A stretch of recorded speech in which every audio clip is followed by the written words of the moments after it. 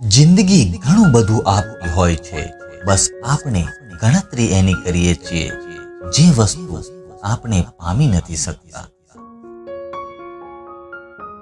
નજરઅંદાજ કરવા જેવું તો ઘણું હોય છે, પણ અંદાજ એવો રાખવો કે બધું નજરમાં રહે.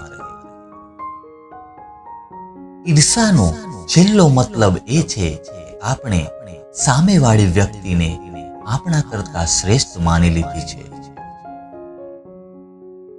પૈસા આવ્યા પછી માણસો બદલાઈ નથી જતા, પણ ઓળખાઈ જતા હોય છે. દરેક માણસની એક તાકાત હોય છે અને એ તાકાત જ એની કમજોરી પણ હોય છે.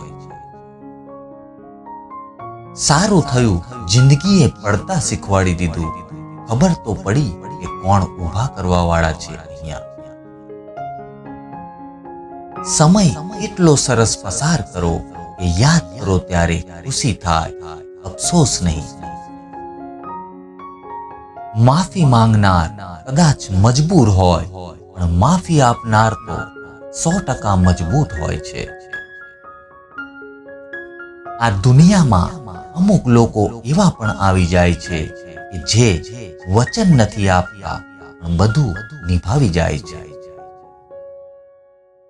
અમુક જ ખાસ હોય છે આપણા, જે આપણા અવાજથી જ સુખ દુઃખની પરખ કરી લે છે.